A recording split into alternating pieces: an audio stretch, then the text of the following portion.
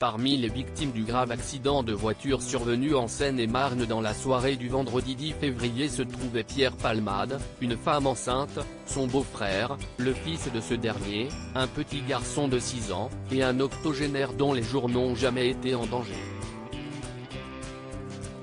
Les autres personnes impliquées n'ont malheureusement pas eu cette chance. L'enfant de 6 ans a d'ailleurs été rapidement pris en charge à l'hôpital Necker à Paris, spécialisé dans le traitement des enfants malades. 3 jours après l'importante collision, le jeune garçon est toujours dans un état grave d'après les informations recueillies par BFM Télévision. Alors que l'un des cousins de son papa expliquait que sa tête avait tapé la vitre de la voiture au moment du choc, Dominique Marie, journaliste sur BFM Télévision envoyé aux abords de l'établissement dans lequel il est pris en charge, était en mesure de préciser que son cerveau serait touché.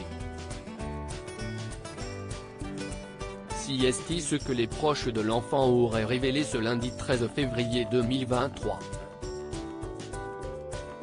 Un de ses proches nous a raconté les détails de ce qu'il s'est passé au moment du choc et l'on comprend que le corps de l'enfant a été projeté vers l'avant et sa tête est venue heurter l'une des vitres du véhicule, provoquant très probablement un traumatisme crânien qui peut avoir des effets très graves. C'est sans doute pourquoi il a été pris en charge ici, à l'hôpital Necker à Paris qui est spécialisé, en grande partie, aux enfants malades a expliqué Dominique Marie. D'après nos informations, le petit garçon a été placé dans un coma artificiel pour que son cerveau soit au repos.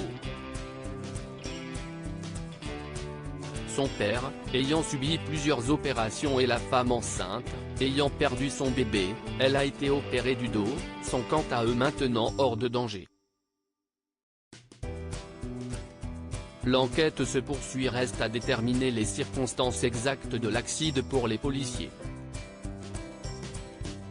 Une enquête, visant Pierre Palmade, à l'origine de la collision, a été ouverte pour homicide et blessures involontaires par conducteur ayant entraîné une incapacité totale de travail supérieure à 3 mois. Les premiers éléments ont permis de déterminer que l'humoriste de 54 ans, toujours en réanimation mais sorti d'affaires, conduisait sous l'emprise de stupéfiants. Un test d'alcoolémie a également été opéré, le résultat s'est avéré négatif. D'après des témoins, Pierre Palmade n'était pas seul dans son véhicule. 2 personnes âgées d'une vingtaine d'années auraient été aperçues quittant les lieux.